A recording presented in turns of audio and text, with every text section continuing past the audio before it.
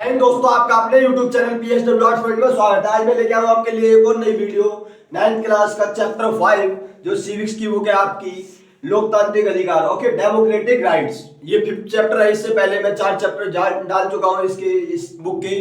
Okay, ये book आपकी आज कंप्लीट हो जाएगी। तो इस बुक में जो दिया गया है लास्ट चैप्टर आपका, इसमें लोकतांत्रिक अधिकारों की बात करी गई है। लोकतंत्र के बारे में हम पढ़ चुके। लोकतंत्र क्या होता है? जनता के लिए, जनता के द्वारा जनता का शासन, वो लोकतंत्र कहलाता है। अब बात करेंगे इसमें लोकतांत्रिक अधिकार क्या होते हैं। ओके, लोकतांत्रिक अधिकार क्या होते हैं। लोकतांत्रिक अधिकारों की बात की गई है इस चैप्टर में कि लोकतांत्रिक अधिकार क्या होते हैं। ओके, डेमोक्रेटिक राइट्स क्या है। तो इसमें हम कुछ जो पॉइंट्स हैं उन पे डिस्कशन करेंगे। लाइन टू लाइन मैंने सारे जो टॉपिक्स हैं आपकी बुक में, एनसीईआरटी बुक, उसके हिसाब से ये रखे हैं। जैसे अधिकारों के बिना जीवन किस तरीके का देखने को मिला हमारे को, इसके एग्जांपल्स को देखेंगे हम। ग्वांतानामो वे का जेल जो हैगा क्यूबा में स्थित है, इसके बारे में बात करेंगे कि यहाँ ये क्यों, किस तरीके से अधिकारों से संबंधित है। सऊदी अरब में नागरिक अधिकार किस तरीके से मिले, कब जाकर मिले। कोसोवो में जातीय नरसंहार किस प्रकार देखने को मिला। लोकतंत्र में अधिकार कितने जरूरी है और कैसे होते हैं, अधिकार क्या होते हैं, फिर भारतीय संविधान में अधिकार कौन कौन से दिए गए हैं, और राष्ट्रीय मानव अधिकार आयोग का क्या कार्य है और कब बनाया गया था, सारी चीजें डिस्कस करेंगे। और लास्ट में हम डिस्कशन करेंगे कि अधिकारों का बढ़ता दायरा किस तरीके से देखने को मिलता है। तो शुरू करते हैं वीडियो को topic by topic, one by one. Okay, सबसे पहले बात करें अधिकारों के बिना जीवन।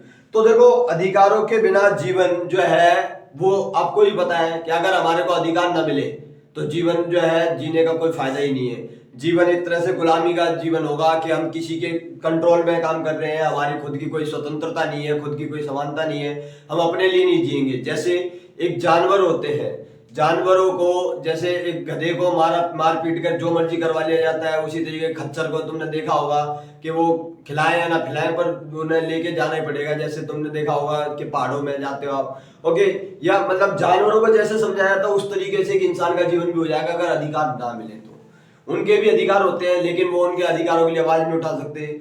अगर यही चीज इंसानों के साथ हो जाए तो अधिकारों के बिना जीवन अधूरा है, मतलब जीवन जीने का कोई फायदा ही नहीं है। उससे बढ़िया तो मरना बदतर होता है, वो चीज देखने को मिलती है। ओके, अगर हम बात करें ग्वांतानामो बे जेल की, तो इसमें जो उदाहरण दिया गया है ग्वांतानामो बे जेल का दिया गया है। अमेरिकी फौज ने दुनिया भर के विभिन्न स्थानों से 600 लोगों को चुपचाप पकड़ लिया था और इन लोगों को ग्वांतानामो में स्थित एक जेल में डाल दिया था। ये कहाँ पे है जेल? ये है क्यूबा में। ओके, ग्वांतानामो बे जेल कहाँ पे है? क्यूबा। क्यूबा में स्थित है। ये क्यूबा देश है जिसकी कैपिटल है हवाना। इसके निकट स्थित एक टापू है। अमेरिकी नौसेना का कब्जा है यहाँ पे, नेवी का, जो अमेरिकन नेवी है। और अमेरिकी सरकार कहती है लोग अमेरिका के दुश्मन है। 9/11 की जो घटना हुई थी 9/11 की, 11 सितंबर 2001 में न्यूयॉर्क में जो वर्ल्ड ट्रेड सेंटर के उत्तरी और दक्षिणी टावरों पे, दोनों पे जो टावरों पे टकराए थे जाके हवाई जहाज। ओके, और तीसरा जो है वो खेत में जाकर गिर गया था जो वहां पे पेंसिल्वेनिया के, और चौथा कांग्रेस से टकराना था, वहां की जो संसद है। तो जो अभी तक का सबसे बड़ा हमला था आतंकवादियों का, उसका इन्हें जिम्मेवार माना जाता है। और जो 600 लोग गिरफ्तार किए गए हैं उनको इसी कारण से जेल में डाल दिया है। ऐसे ही कुछ उसमें जो है लोग जो बेकसूर है वो भी फंस गए। जैसे एक उदाहरण दिया गया आपकी बुक में, एग्जांपल है, अनस के पिता जामिल अल बन्ना उन 600 लोगों में से एक है। एक एग्जांपल आया, ओके, जिन्हें केवल संदेह के आधार पकड़कर जेल में डाल दिया गया। तो उनका सरकार उनकी गिरफ्तारी जेल में डालने की सूचना भी नहीं दी गई और कह दिया गया कि ये सब जो है इन पे अखबारों के माध्यम से ये खबर मिली, उसे भी जेल में रखा गया है। इन कैदियों, परिवार वालों, मीडिया के लोगों और यहाँ तक कि संयुक्त राष्ट्र के प्रतिनिधियों को भी मिलने की इजाजत नहीं होती यहाँ पर। अमेरिकी सेना ने उन्हें गिरफ्तार किया तो उनसे पूछा कि उसी ने फैसला किया कि किसे जेल में डालना है किसे नहीं। ओके, सेना ने अपने आप। तो इससे क्या पता लगता है कि किस तरीके से उन्होंने अपनी मनमानी चलाई। और बाद में अंतर्राष्ट्रीय मानव अधिकार संगठन जो एमनेस्टी इंटरनेशनल ने ग्वांतानामो के कैदियों की स्थिति के बारे में सूचना इकट्ठी की, तो उनके साथ अमेरिकी कानूनों के अनुसार भी व्यवहार नहीं किया जा रहा था और अमेरिकी कानून जो है अलग से चल रहा था। एक तरह से ऐसा उनको जो है स्थितियों के खिलाफ विरोध करना चाहा पर उनको जबरदस्ती खिलाया गया। उन्होंने खाना खाने से मना करा तो उनके नाक के माध्यम से डाला गया खाना, नली के माध्यम से, आज तो उनके पेट में भोजन पहुंचाया गया। जिन कैदियों का आधिकारिक रूप से निर्दोष करार दिया गया था उनको भी नहीं छोड़ा गया। संयुक्त राष्ट्र द्वारा कराई गई एक स्वतंत्र जांच ने भी इन बातों की पुष्टि की है कि किस तरीके से। बाद में राष्ट्र संघ के महासचिव थे यूएन के, उन्होंने कहा ग्वांतानामो को जेल को बंद कर देना चाहिए। अमेरिकी सरकार ने इन अपीलों को मानने से भी इनकार कर दिया। तो ये है एक तरह से गुआंतानामो का उदाहरण हो कि वहां पे किस तरीके से लोगों को गिरफ्तार करके डाल दिया गया था। अब बात करें अगर हम सऊदी अरब में नागरिक अधिकारों की, ओके, यहाँ पे कितने लोगों को गिरफ्तार किया गया था? 600 लोगों को यूएसए नेवी के द्वारा। ओके, वहां पे उन्होंने उन्हें कैदी बना के रख रखा था। अब बात करें हम सऊदी अरब की। सऊदी अरब में नागरिक अधिकार क्या है? तो आपको पता होना चाहिए कि गुआंतानामो का एक उदाहरण अफवाह जैसा है, क्योंकि उसमें एक ही सरकार दूसरे देश के नागरिकों के अधिकारों का उल्लंघन कर रही है। लेकिन अब बात करते हैं हम सऊदी अरब का, जो वहां की सरकार अपने नागरिकों को कितनी आजादी देती है। और इस पर गौर करें, देश में एक वंश का शासन चलता है। सऊदी अरब में एक ही राजा का शासन चलता है और राजा या शाह को चुनने या बदलने में लोगों की कोई भूमिका नहीं है, मतलब राजतंत्र है। शाह की विधायिका और कार्यपालिका के लोगों का चुनाव करते हैं, वो जो राजा है वही, ओके, शहंशाह जिसे कहते हैं। जजों की नियुक्ति भी वही करेगा अपने आप, उनके फैसलों को पलट भी सकते हैं, सब कुछ उसके हाथ में है। लोगों को कोई राजनीतिक दल या संगठन बनाने की कोई परमिशन नहीं है। मीडिया जो है बिना शाह की मर्जी के खिलाफ कोई भी खबर नहीं छाप सकती सऊदी अरब में। कोई धार्मिक आजादी नहीं है, सिर्फ मुसलमान ही यहाँ के नागरिक हो सकते हैं। यहाँ रहने वाले दूसरे धर्मों के लोग घर के अंदर ही अपने धर्म के अनुसार पूजा पाठ कर सकते हैं, बाहर बिल्कुल दिखावा नहीं कर सकते। सार्वजनिक धार्मिक अनुष्ठानों पर रोक होती है उनके। और औरतों को वैधानिक रूप से मर्दों से कमतर का दर्जा मिला हुआ है, औरतों को बहुत नीचा समझा जाता है, उन पर कई तरह की सार्वजनिक पाबंदियां लगी हैं। मर्दों को जल्दी स्थानीय निकाय के चुनावों के लिए मताधिकार मिलने वाला है, जबकि औरतों को यह अधिकार कब मिला? 2015 में जाके उन्हें यह अधिकार जाके मिला है सऊदी अरब में वोटिंग का। तो ये बातें सिर्फ सऊदी अरब पर ही लागू नहीं होती, दुनिया में ऐसे अनेक देश हैं। ये हमने 2 एग्जाम्पल देखे हैं। सऊदी अरब में वहाँ की सरकार ही किस तरीके से तानाशाही देखने को मिलती है। कोई वोटिंग राइट नहीं था, कुछ भी नहीं था, महिलाओं को कमतर समझा जाता था, धार्मिक अधिकार नहीं है कोई, ओके। और मीडिया को कोई स्वतंत्रता नहीं है, वहाँ की मीडिया जो भी छापेगी वो वहाँ के राजा की परमिशन से छापेगी, जो वहाँ का शासक होता है, ओके। अब बात करते हैं कोसोवो में। अगर हम आगे बात करें कोसोवो में जातीय नरसंहार की, तो कोसोवो एक देश है जहाँ सिर्फ राजशाही में ही चल सकती है और चुनी हुई सरकार वाली शासन व्यवस्था में ऐसा नहीं होगा। पर कोसोवो की एक कथा पर गौर कीजिए। देखो, अभी तक आपने देखा कि यहाँ पे जो शासन है वही राजा का, लेकिन यहाँ पे चुनी हुई सरकार किस तरीके से तानाशाही होती है उसकी बात करेंगे। कोसोवो पुराने यूगोस्लाविया का एक प्रांत था, यूगोस्लाविया में था पहले कोसोवो, जो अब टूटकर अलग हो गया है। इस प्रदेश में अल्बानियाई लोगों की संख्या बहुत ज्यादा थी, ओके। और पूरे देश के लिहाज से सब लोग बहुसंख्यक थे, ओके। जो सर्व लोग थे वो बहुसंख्यक थे। उग्र सर्व राष्ट्रवाद के भक्त मिलोसेविक ने यहाँ के चुनावों में जीत हासिल की। उनकी सरकार ने कोसोवो के अल्बानियाई लोगों के प्रति बहुत ही कठोर व्यवहार किया। उनकी इच्छा थी कि देश पर सर्व लोगों का ही पूर्ण नियंत्रण हो। 2 तरह के लोग थे यहाँ पे, कौन कौन से, जो हमारे देखने में मिलते हैं यहाँ, राजशाही तना। तो ये जो अल्बानियाई वर्सेस सर्व लोगों का यहाँ पे संघर्ष देखने मिलता है हमारे को। अनेक सर्व नेताओं का मानना था कि अल्बानियाई लोगों जैसे अल्पसंख्यक या तो देश छोड़कर चले जाएं या सर्वों का प्रभुत्व स्वीकार कर लें। उनका कहने का मतलब यहाँ पर ये है कि 2 जातियों के बीच में जो सर्व लोग हैं वो दबाने की कोशिश करते हैं अल्बानियाई लोगों को, और कहते हैं कि अल्बानियाई लोगों को ये छोड़ के ही चले जाना चाहिए। कोसोवो के एक शहर में अप्रैल 1999 में एक घटना हुई थी। 1999 में एक अल्बानियाई परिवार के साथ कुछ ऐसी घटना हुई। 74 वर्षीय बतीसा होक्सा का एक उदाहरण दिया गया है। बतीसा होक्सा अपनी रसोई में अपने 77 वर्षीय पति इजेत के साथ बैठी आग ताप रही थी। उन्होंने विस्फोटकों की आवाज सुनी, पर उनको यह एहसास नहीं हुआ कि सर्बिया की फौज शहर में घुस आई है, सर्बिया जो कंट्री है। तभी उनका दरवाजा खोलकर 5-6 सैनिक दंदनाते हुए अंदर आए और पूछा, बच्चे कहाँ हैं? बतीसा याद करती है कि उन्होंने इजेत की छाती पर 3 गोलियां दाग दी। उसके सामने ही उसके पति की मौत हो गई। सैनिकों ने उसकी अंगुली से शादी की अंगूठी उतार ली, उसे भाग जाने को कहा। मैं अभी दरवाजे से बाहर भी नहीं निकली थी कि उन्होंने घर में आग लगा दी। वह बरसात में बेघर होकर सड़क पर खड़ी थी। उसके पास ना मकान था, न पति, न शरीर पर पहने कपड़ों के अलावा कोई और चीज। समाचारों में आई यह कथा उन हजारों अल्बानियाई लोगों के साथ हुए बर्ताव में से एक की सच्चाई बताती है, किस तरीके से उनको वहां पे कुचला जा रहा था अल्बानियाई लोगों को। तो ये जो अलग अलग उदाहरण देखे हमने, ये नरसंहार का प्रतीक है कि किस तरीके से जातीय नरसंहार देखने मिला। जाति के आधार पर कौन सी 2 जाति, अल्बानियाई और सर्व लोगों के बीच में, ओके। और सऊदी अरब में हमने देखा राजशाही तानाशाही देखने को मिली, और वहां पे अमेरिका की तानाशाही देखने को मिली। तो इस तरीके से हम देखते हैं ये तीनों अलग अलग देशों के उदाहरण देखने को मिलते हैं हमारे को, किस तरीके से जो है तानाशाही के उदाहरण थे। अब बात आती है लोकतंत्र में अधिकार। हमने जो उदाहरण देखे, तो ये सारी जो चीजें थी ये कहाँ पे थी? यहाँ पे लोकतंत्र पूरी तरीके से नहीं है, ओके। अगर हम बात करें शुरुआत में गुआंतानामो के कैदियों की बात करें, या सऊदी अरब की औरतों और कोसोवो के अल्बानियाई लोगों की बात करें, भारत में 1984 2002 के दंगों का शिकार हुए लोगों के बारे में सोचें तो इनकी जगह होते तो आपके मन में बहुत से विचार आते कि ऐसा क्यों हुआ इन लोगों के साथ में। तो शायद आप ऐसी व्यवस्था बनाना चाहेंगे जिसमें लोगों की सुरक्षा हो, उनके सम्मान का ख्याल रखा जाए, सभी प्रकार के अधिकार हो, उनके जीवन जीने का अधिकार सबसे पहले मिले, बिना उचित कारण सूचना के किसी को गिरफ्तार न किया जाए। ये सारी चीजें आपके दिमाग में अवश्य आएंगी। और यही चीज है कि लोकतंत्र में अधिकार क्यों मिलते हैं। लोकतंत्र में अधिकारों का मतलब ही यही है कि सही तरीके से जो है लोकतंत्र में जो है लोगों को समान अधिकार मिलते हैं और उसके कारण ही वो अपना सही तरीके से जीवन यापन कर सकते हैं। कोई निर्दोष, अगर कोई निर्दोष है तो वो अपने आप को निर्दोष साबित कर सके, इसका अधिकार।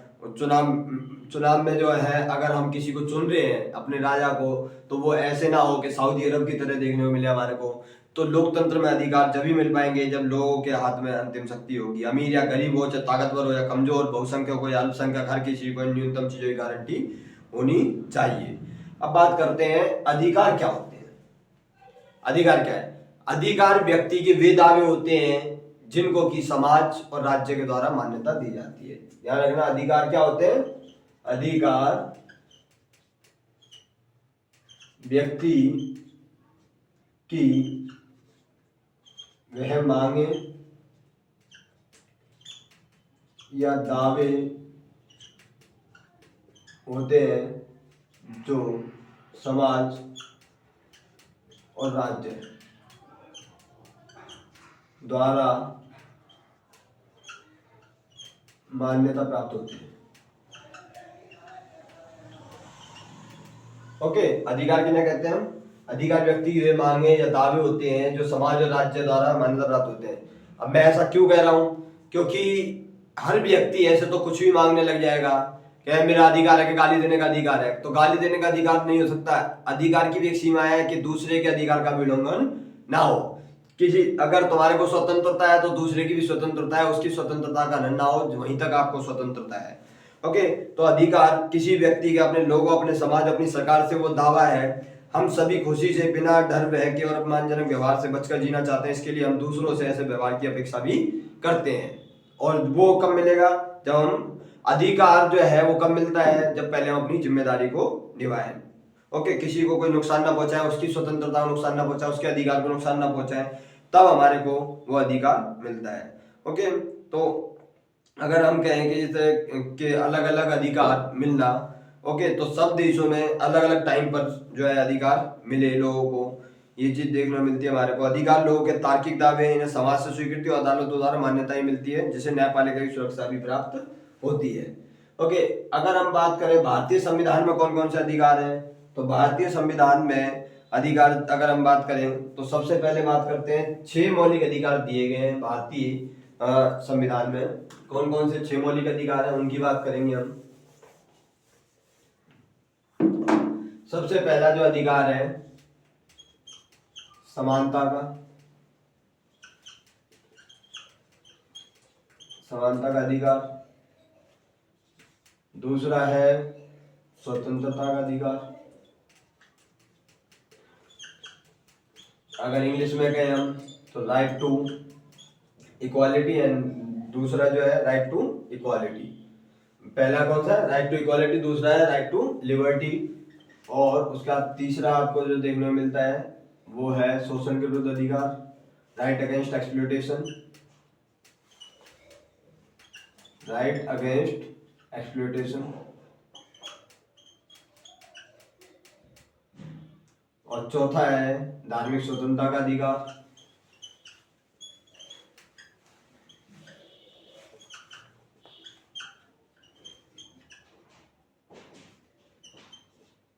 धार्मिक स्वतंत्रता का अधिकार, धार्मिक स्वतंत्रता का अधिकार के बाद है अल्पसंख्यकों की शिक्षा संस्कृति का अधिकार,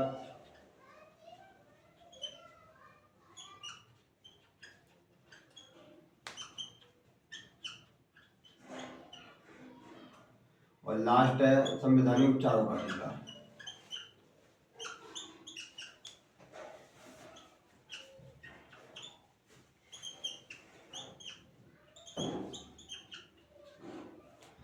ओके, तो ये 6 मौलिक अधिकार दिए गए हैं। और अधिकार और मौलिक अधिकार में अंतर क्या है? देखो, अधिकारों को न्यायपालिका की पूर्ण रूप से सुरक्षा प्राप्त नहीं है और संविधान में जो है इन्हें सूचीबद्ध नहीं किया गया है। मौलिक अधिकार वो अधिकार होते हैं जिन्हें संविधान में सूचीबद्ध किया गया है, मतलब संविधान में रखा गया है, और न्यायपालिका की सुरक्षा प्राप्त होती है, उन्हें हम मौलिक अधिकार कह देते हैं। ये हमारे 6 मौलिक अधिकार हैं। संविधान के भाग 3 में इन्हें रखा गया है। किसमें? संविधान के भाग 3 में, पार्ट 3 आर्टिकल 12 से 35, अनुच्छेद 12 से लेकर 35 तक जो है इनका वर्णन किया गया है। अब बात करते हैं समानता के अधिकार की। तो हमारा संविधान कहता है कि सरकार भारत में किसी व्यक्ति को कानून के सामने अगर मैं अनुच्छेदों की बात करूं तो लाइन से देखो 14 से 18 जो समानता का अधिकार, कानून के समक्ष समानता, जाति धर्म लिंग रंग भेद के आधार पर किसी प्रकार का कोई भेदभाव नहीं होगा, सभी को समानता। फिर उसके बाद में 16 में अवसर की समानता है, 17 में छुआछूत का अंत है, अनटचेबिलिटी, एंड ऑफ अनटचेबिलिटी, 18 में उपाधियों का अंत है, कोई भी उपाधि नहीं लगा सकता अपने नाम के आगे, सिर्फ वो उपाधि लगेगी जो अर्जित की गई है, चाहे वो शिक्षा के माध्यम से हो, चाहे फिर वो सेना के क्षेत्र में हो। ओके, इसके अलावा स्वतंत्रता का अधिकार है। ओके, स्वतंत्रता का अधिकार में क्या है? स्वतंत्रता के अधिकार में 6 प्रकार की स्वतंत्रता, कहीं जैसे सभा या सम्मेलन करने की, अभिव्यक्ति की स्वतंत्रता, कहीं भी आने जाने की, कहीं भी बस जाने की, कोई पेशा चुनने की, ये जो है स्वतंत्रताएं दी गई हैं। आरोपी अभियुक्त को भी कुछ स्वतंत्रताएं दी जाती हैं। स्वतंत्रता के अधिकार में ये सारी चीजें आ जाती हैं। ओके, अभिव्यक्ति की आ जाती है जो 19 में दी गई है। ठीक है, उसके बाद में इसमें 6 प्रकार की स्वतंत्रता दी गई हैं। जैसे सबसे पहले क्या है? अभिव्यक्ति की आ जाती है, फिर दूसरी है सभा या सम्मेलन करने की, तीसरी संगठन बनाने की, चौथी है कहीं भी आने जाने की, पांचवी है कभी पेशा चुनने की, ठीक है, और छठी है कोई भी कहीं पे भी बस जाने की, कहीं पे भी बस सकते हैं। तो ये अलग अलग स्वतंत्रता दी गई हैं। उसके अलावा जो हमारे को देखने मिलती है, इन्हीं को खोल के लिखना है। फिर है शोषण के विरुद्ध अधिकार।